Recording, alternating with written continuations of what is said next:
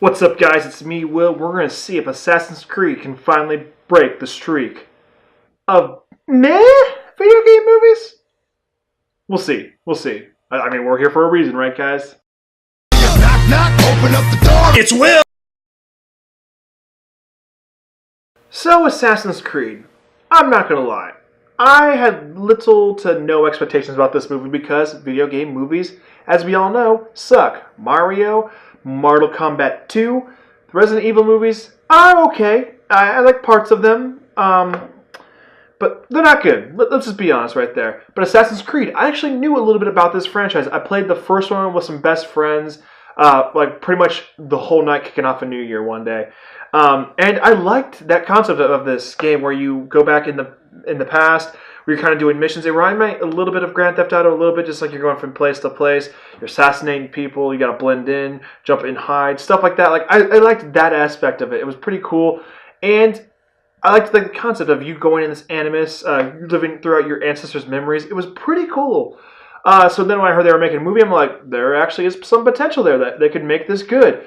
But, I don't know, you can't really capture something that covers maybe like 1850, a whole lot of hours, into just 2-3 hours. You can't do it.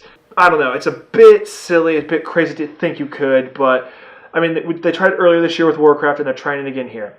So let's tackle the movie on its own merit. The movie stars Michael Fassbender, Marion Cotillard, and Jeremy Irons. And I gotta say, like, they got some great talent here. That if nothing else, gave me a more positive outlook on this movie. They also, like in press releases, were saying like, oh, hey, like, yeah, we're using the animus and doing things and going back to the Spanish Inquisition times, just like the video game. But we're not following the main character. We're going to do our own thing. This could take place in that universe, but we're not going to meet the main character from the video game. Like Callum Lynch is his own guy, and I'm like, okay, that's even more interesting too. Let's see how this goes.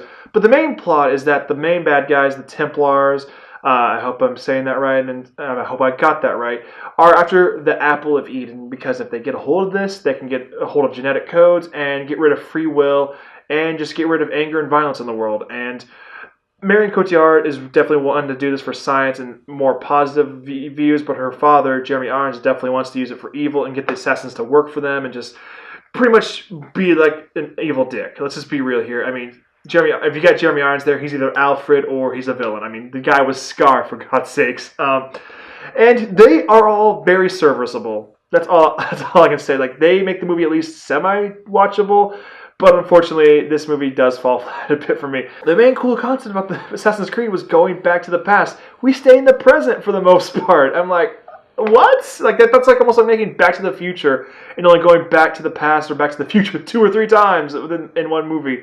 That's just it's mind-boggling to me a little bit.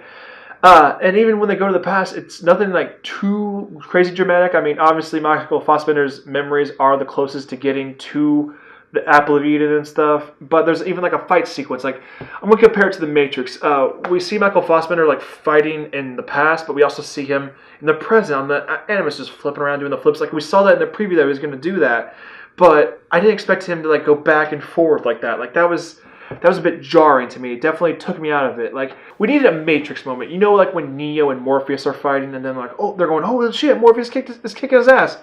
They didn't jump back and forth between that happening. They had the moment happen, like Morpheus kicks Neo's ass, come back to the ship. Holy shit, that happened. Got back to the fight. Maybe seeing Michael Fassbender reeling back after he just hit someone or got hit, and then someone makes a comment going like, oh wow, that was impressive. Something of that sort. I don't know, I'm just kind of bummed out for video game fans who are wanting good video game movies because we had Warcraft, which is okay. I don't know, I need to go back and look at my review, but I'm pretty sure I was pretty nice to it, but I know I could never go back to it again because it was very long. It was like Lord of the Rings when I was younger. I just didn't care about that lore. In the Warcraft, there's just so much going on and just so much bullshit. And now with this movie, we got another video game movie attempting to recreate that magic from the video game, and it just doesn't hit. In fact, I just remember this too. In the trailers, they all hyped up. They even did behind-the-scenes featurettes of Michael Fassbender and the stunts doubles all jumping into the hay, like just like in the video game. There's not a scene like that. There's a bunch of leaps of faith and stuff, cool stuff of that sort. And obviously, if it doesn't fit in the story, you're not going to put it in the story. But I'm just like, your trailers were like banking on that, and like we're showing everybody that. In fact, like, why the hell would you show us the behind the scenes feature about this if you aren't going to put it in the movie? It's weird. It's like it would be like if Batman and Superman like hinted at Green Lantern and did like a whole like big thing about it, and then we saw nothing of it in the movie. Like, I don't know. That's a tale for another day. But just, oh my god. So we're going to go ahead and rate this sucker, and unfortunately, I got to give Assassin's Creed a 2 out of 5. Like I said, the actors are serviceable, and it made it okay. But unfortunately, we don't stay in the past long enough to enjoy the past setting. The present isn't too crazy because it's 2016. We live in 2016. We go to movies to escape. We want to see Michael Fassbender, the Animus. We don't want to see crappy 2016.